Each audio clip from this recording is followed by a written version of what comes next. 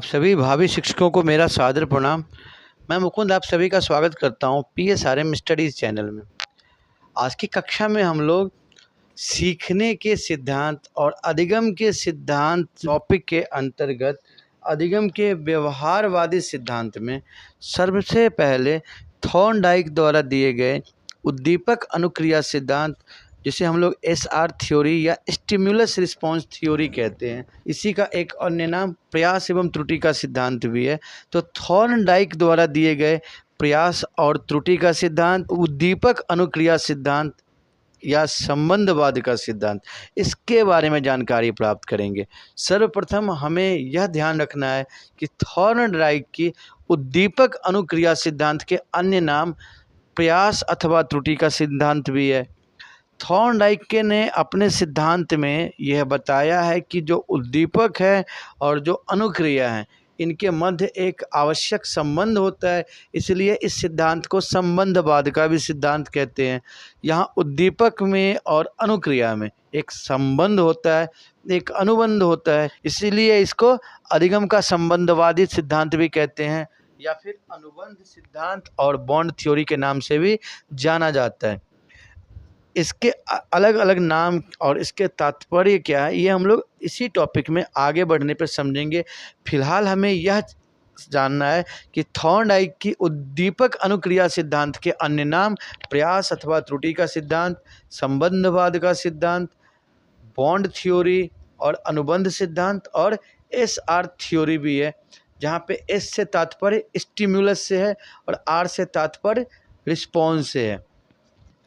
इस टॉपिक में आगे बढ़ने से पहले हम इन दोनों शब्दों के बारे में थोड़ी सी समझ विकसित करते हैं। एस और स्टिमुलस से तात्पर्य हमारा उस वस्तु या उस प्रेरणा से है जो किसी भी क्रिया को करने के लिए प्रेरित करता है। उदाहरण स्वरूप, यदि आप किसी बच्चे को टॉफ़ी दिखाते हैं या चॉकलेट दिखाते हैं तो वह बच्चा दौड़ के आपके पास आता है। तो बच्चा जो दौड़ के पास आया है वो किस चीज़ के लिए आया? चॉकलेट के लिए। तो चॉकलेट यहाँ पे क्या होगा? उद्दीपक माना जाएगा। और बच्चा जो अपनी जगह से आपके पास दौड़ के आया है वह एक उसे अनुक्रिया कहा जाएगा। तो बच्चा जो दौड़ के आया है, जो अनुक्रिया कर रहा है, जो काम कर रहा है, बच्चे को उस काम को करने के लिए प्रेरित करने वाला जो तत्व है, यहाँ पे उदाहरण में वो तत्व चॉकलेट है।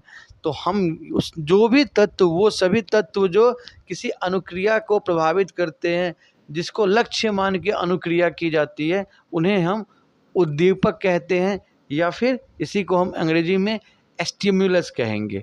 और उद्दीपक के प्राप्ति के लिए, उद्दीपक के परिणाम स्वरूप जो क्रियाएं होती है, उसके लिए हम लोग शब्द प्रयोग करेंगे रिस्पॉन्स और अनुक्रिया। अधिगम टॉपिक के अंतर्गत जितने भी मनोवैज्ञानिकों ने सिद्धांत दिए हैं, मूलतः हम उन्हें दो श्रेणी में विभाजित करते हैं। एक श्रेणी है व्यवहारवादी सिद्धांत और एक होता है संज्ञानात्मक सिद्धांत। तो जो व्यवहारवादी सिद्धांत है, व्यवहारवादी सिद्धांत में यह माना गया है कि हम कुछ भी दूसरे को सिखाते हैं तो वो हमारे व्यवहार के कारण होता है। मनुष्य स्वतः कुछ नहीं सीखता है, मनुष्य को समाज में अन्य व्यक्तियों के व्यवहार के द्वारा ही सिखाया जा सकता है।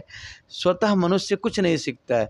तो जो भी मनोवैज्ञानिक इस बात में विश्वास करते हैं, उन्होंने अपने इस विश्वास को सही साबित करने के लिए कई प्रकार के प्रयोग भी किए हैं।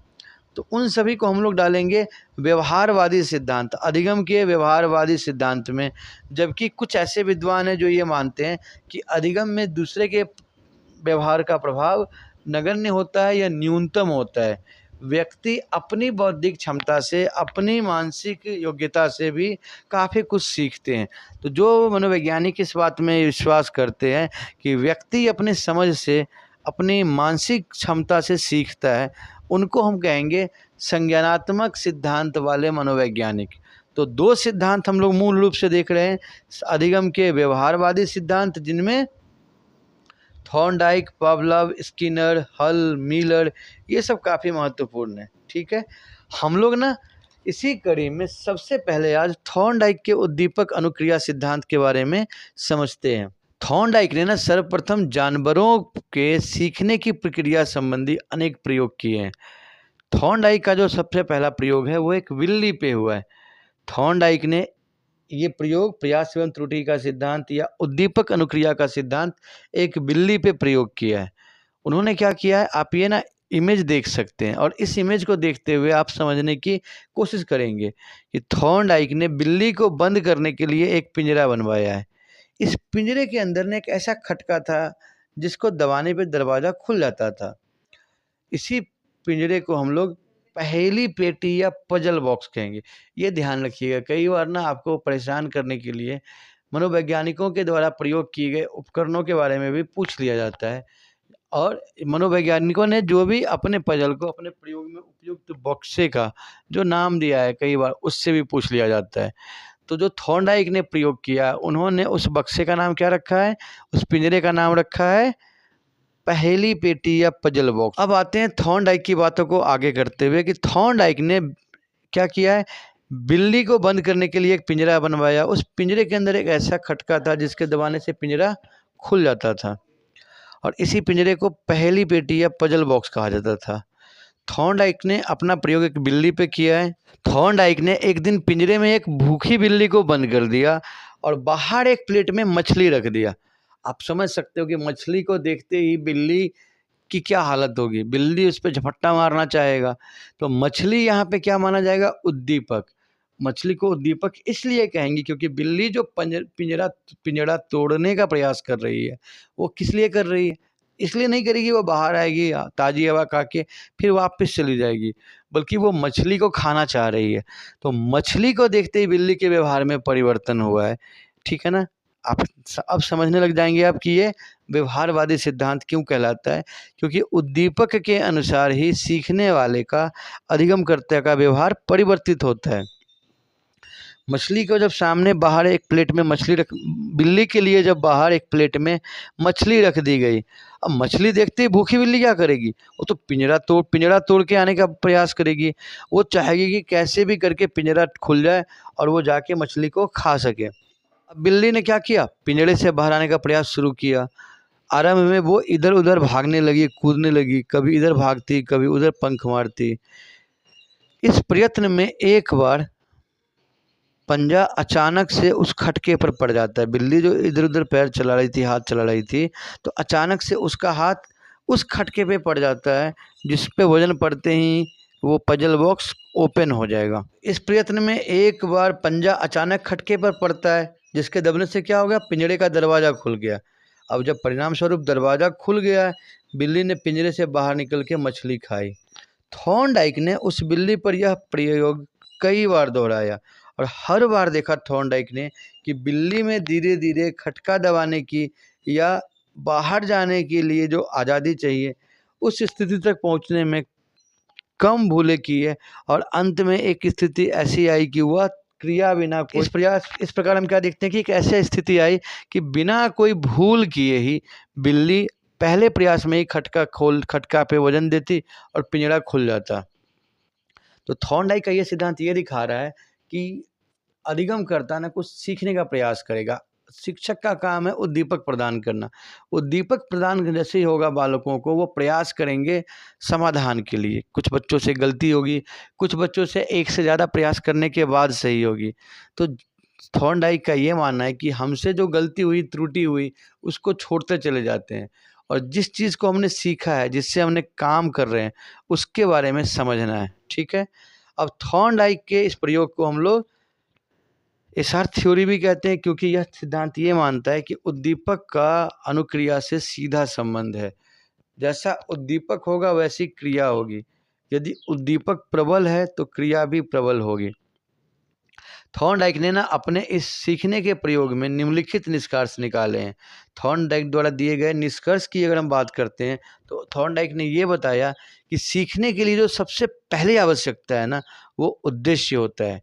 जैसे मछली और बिल्ली वाले में हम मछली और बिल्ली के उदाहरण में हम ये समझते हैं कि मछली बिल्ली को पाना चाहती है किसी भी हाल में ताकि वो भोजन कर सके। तो मछली को हम क्या कह सकते हैं, उद्दीपक। ठीक है ना, और बिल्ली जो पिंजरा तोड़ने का प्रयास कर रही है उसको हम कह सकते हैं अनुक्रिया। तो सीखने के लिए जो सबसे पहली अवधारणा है वो एक उद्देश्य होना चाहिए। जैसे अगर कोई उद्देश्य नहीं है तो कोई सीखना भी नहीं चाहेगा। बिल्ली के सामने एक उद्देश्य है कि उसको मछली खानी है। अब उस उद्देश्य की प्राप्ति के लिए बिल्ली प्रयासरत है, बिल्ली पिंजरा को तोड़ने का हर संभव प्रयत्न कर रही है। देखिए, कोई भी अधिगम होगा तो वो उद्देश्यपूर्ण प्रक्रिया है। किसी न किसी उद्देश्य की प्राप्ति को ध्यान में रख के ही अधिगम किया जाता है। थॉर्नडाइक ने ना अपने प्रयोग में कुछ निष्कर्ष निकाले, महत्वपूर्ण निष्कर्ष निकाले।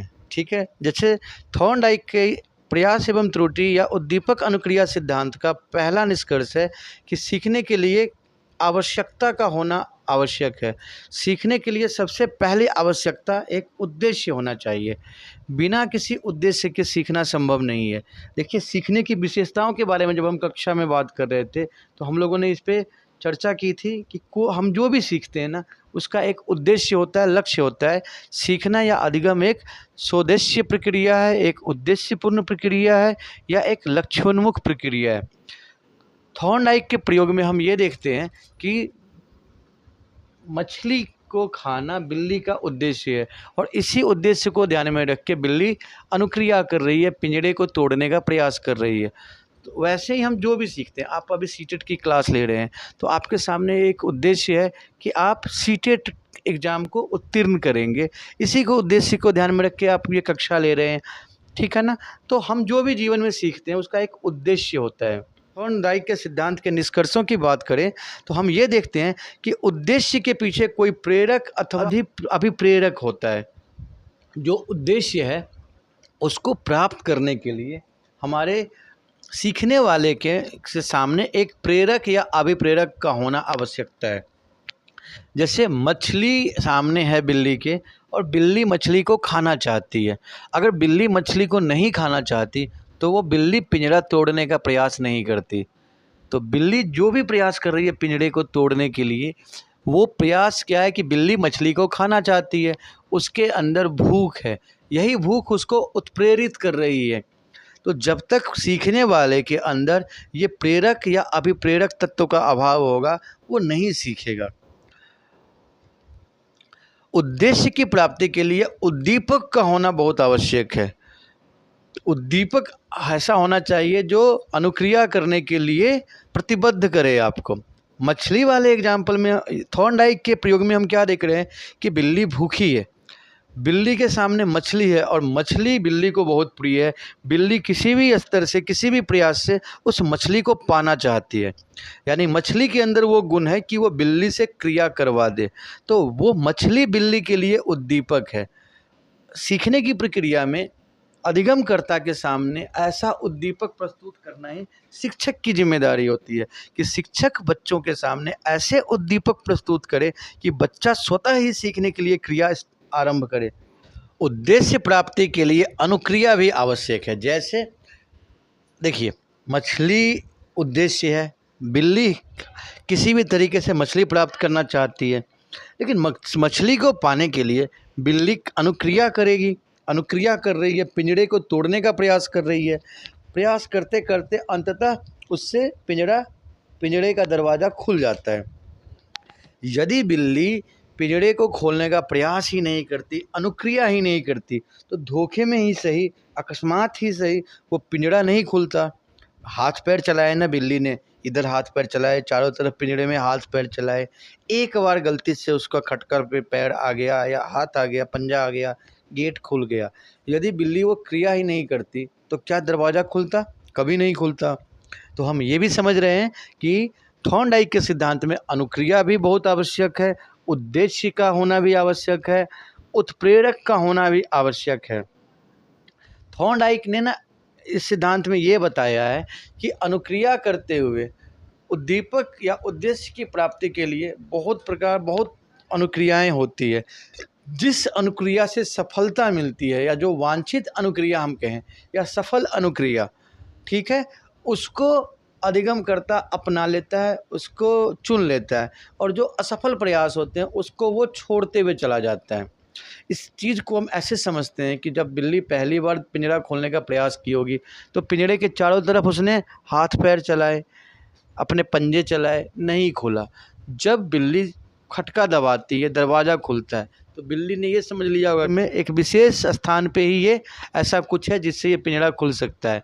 तो बिल्ली जब आगे प्रयास करेगी तो वो सभी पिंजरे के चारों तरफ नहीं करके उस तरफ प्रयास करना शुरू करेगी जहाँ पे वो खटका है, ठीक है ना। और एक समय ऐसा आएगा कि बिल्ली उसी खटके पे प्रयास करेगी, अन्यत्र कहीं हाथ पैर नहीं चलाएगी, अन्यत्र कहीं अपने पंजे को नहीं मारेगी। आप छोटा एग्जांपल ले लीजिए कि जैसे आपने पढ़ना सीख रहे थे, 3 अक्षर वाले शब्द, 4 अक्षर वाले शब्द, तो जब हम सभी ऐसे ही पढ़ना सीखे थे, एक-एक अक्षर का उच्चारण करते और फिर उनका योग करके पढ़ते। जैसे म, क पे आ की मात्रा का और न, मकान, ऐसे पढ़ते थे। अब आप ना जब कुशलतापूर्वक जब आप बिना अटके हुए धारा प्रवाह पढ़ते हैं तो आप मकान बोलते हैं आप, ठीक है ना। तो आपने जो म, क पे आ की मात्रा ऐसे उच्चारण कर रहे थे, अब आपने उसका त्याग कर दिया क्योंकि वो अनावश्यक प्रयास अब आपको लगते हैं। लेकिन आपने मकान बोलना जो सीखा है उसमें उस प्रयास का भी योगदान है। तो हम ये देखेंगे कि जो अनुक्रियाएं उद्देश्य प्राप्ति में सहायक है उनको हम करते हैं, बाकी सबको छोड़ देते हैं, ठीक है। जैसे ऊपर के प्रयोग में बिल्ली ने किया है, तो थॉर्नडाइक ने अपने इन्हीं तथ्यों को सीखने के उद्दीपक अनुक्रिया सिद्धांत के रूप में प्रतिपादित किया। इस सिद्धांत के अनुसार सीखने के लिए एक उद्देश्य की आवश्यकता होती है। इसी सिद्धांत को हम एसआर थ्योरी भी कहेंगे। आपको मैं बार बार कह रहा हूँ कि जो भी सिद्धांत होंगे, चाहे वो थॉर्नडाइक के हो, पावलोव के हो, स्किनर के हो, उन सभी सिद्धांतों के जो अन्य नाम होंगे उसको भली भांति समझिएगा आप। इसे उद्दीपक अनुक्रिया सिद्धांत क्यों कहते हैं? क्योंकि थॉर्नडाइक का ये मानना है कि उद्दीपक अगर बलशाली है, उद्दीपक के अनुरूप ही अनुक्रिया होती है, उद्दीपक के अनुरूप अनुक्रिया होती है, इसलिए उद्दीपक का होना प्रमुख है। इसीलिए हम इसको उद्दीपक अनुक्रिया कहते हैं। इसी को हम एसआर थ्योरी कहते हैं, जहाँ पे एस का मतलब स्टिमुलस और आर का मतलब रिस्पॉन्स। तो एसआर थ्योरी और उद्दीपक अनुक्रिया सिद्धांत एक ही बात है। इसी को हम प्रयास एवं त्रुटि का सिद्धांत कहते हैं, क्योंकि थॉर्नडाइक ने क्या बताया कि उद्दीपक को पाने के लिए बहुत तरह की अनुक्रियाएं होती है, और जिन अनुक्रियाओं में असफलता होती है अधिगमकर्ता उसको छोड़ देता है। अगर वो बार बार प्रयास कर रहा है, बार बार त्रुटि भी हो रही है, तो इसीलिए इसे क्या कहा गया है? प्रयास और त्रुटि का सिद्धांत। आप ये देख रहे हैं कि यहाँ पे यह सिद्धांत व्यवहार पे आधारित है, उद्दीपक के कारण ही व्यवहार हो रहा है, तो इसको व्यवहारवादी सिद्धांत भी कहते हैं। उद्दीपक अनुक्रिया में संबंध है तो इसे संबंधवादी सिद्धांत भी कहेंगे। उद्दीपक और अनुक्रिया में एक अनुबंध है तो इसे अनुबंध सिद्धांत या बॉन्ड थ्योरी भी कहा जाएगा, ठीक है। अब उद्दीपक अनुक्रिया सिद्धांत की विशेषताओं की अगर बात करें तो यह सिद्धांत संबंधवाद का समर्थक है, क्योंकि यह केवल उद्दीपक अनुक्रिया में संबंध स्थापित होने को ही सीखना मानता है।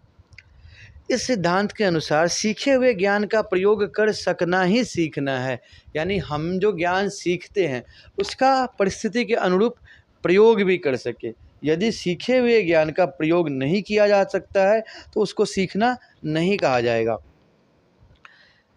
थॉर्नडाइक के सीखने के सिद्धांत में, थॉर्नडाइक के इस अधिगम के सिद्धांत में सीखने के लिए उद्देश्य का होना बहुत ज़रूरी है। उद्देश्य के पीछे किसी अभिप्रेरक का होना ज़रूरी है। जैसे थॉर्नडाइक के सिद्धांत में मछली उद्देश्य है, बिल्ली के अंदर जो भूख है वो उत्प्रेरक है। थॉर्नडाइक ने अपने सिद्धांत में उद्देश्य प्राप्ति के लिए सीखने वाले प्रयत्न को आवश्यक माना है। उद्देश्य है, उसके लिए अनुक्रिया की जाती है, प्रयत्न किया जाता है। यदि प्रयत्न ही नहीं किया जाए तो वो सीखना संभव नहीं होगा, अधिगम शून्य रहेगा। अब हम लोग ना थॉर्नडाइक द्वारा प्रतिपादित उद्दीपक अनुक्रिया सिद्धांत की कमियों या सीमाओं के बारे में यदि बात करें तो यह सिद्धांत जानवरों पर प्रयोग करके प्रतिपादित किया गया। इसीलिए जो इस सिद्धांत की आलोचना करने वाले मनोवैज्ञानिक होते हैं वह ये मानते हैं कि यह सिद्धांत जानवरों पे प्रयोग किया है थॉर्नडाइक ने, तो मनुष्य के सीखने की प्रक्रिया पे ये पूर्ण रूप से लागू नहीं होता है, ठीक है। इस सिद्धांत के अनुसार सीखने के लिए उद्दीपक का होना आवश्यक है, जबकि ऐसा नहीं है, मनुष्य बिना उद्दीपक के भी तो अनुक्रिया करके सीखते हैं, ठीक है। जैसे स्किनर ने इस सिद्धांत के विपरीत जो सिद्धांत दिया था, जब हम लोग स्किनर के बारे में पढ़ेंगे, स्किनर के क्रिया प्रसूत सिद्धांत के बारे में पढ़ेंगे, तो वहाँ पे हम ये देखेंगे कि अनुक्रिया करते हुए ही उद्दीपक का चयन होता है। पहले अनुक्रिया होती है, बाद में उद्दीपक का निर्धारण होता है, ठीक है। जब इस स्किनर को हम लोग पढ़ेंगे तो वहाँ पे विस्तार पूर्वक उस चीज़ को समझेंगे। फिलहाल हम ये मानते हैं कि सभी प्रकार की अनुक्रियाओं के लिए, सभी प्रकार के अधिगम के लिए उद्दीपक का होना आवश्यक नहीं है। थॉर्नडाइक का यह सिद्धांत ना प्रयत्न एवं भूल द्वारा सही अनुक्रिया तक पहुंचने की बात करता है, जबकि मनुष्य सूझ द्वारा भी बहुत सारी अनुक्रियाएं कर सकते हैं। जैसे कोहलर ने सूझ का सिद्धांत दिया था, ठीक है ना। तो ऐसा नहीं है कि हम जो भी सीखेंगे वो बार बार गलती करके ही सीखेंगे। हम बहुत सारी चीज़ें अनुकरण करके, अनुसरण करके, बिना गलती किए भी सीख लेते हैं। जबकि थॉर्नडाइक का सिद्धांत ये बताता है कि सीखने के लिए प्रयास किए जाते हैं, उन प्रयासों में त्रुटियां भी होती है, इसीलिए तो हम इसे प्रयास और त्रुटि का सिद्धांत कहते हैं, ठीक है।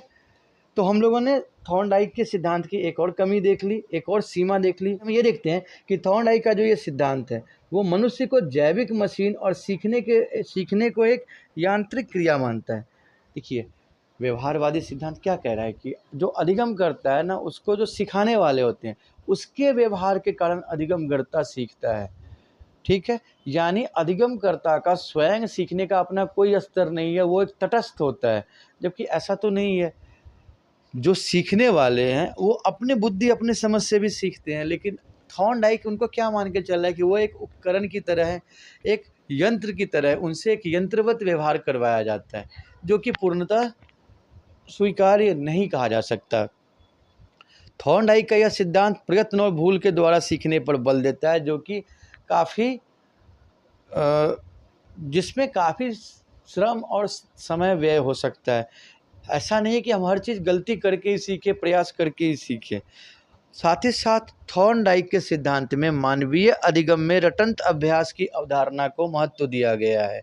हम लोगों ने थॉर्नडाइक के उद्दीपक अनुक्रिया सिद्धांत की विशेषताओं को भी समझा है, इसकी कमियों की भी बात की। अब हम लोग बात करने वाले हैं कि थॉर्नडाइक के प्रतिपादित उद्दीपक अनुक्रिया सिद्धांत का शिक्षा के क्षेत्र में क्या उपयोग है, शिक्षा के क्षेत्र में हम इस सिद्धांत का प्रयोग कैसे कर सकते हैं।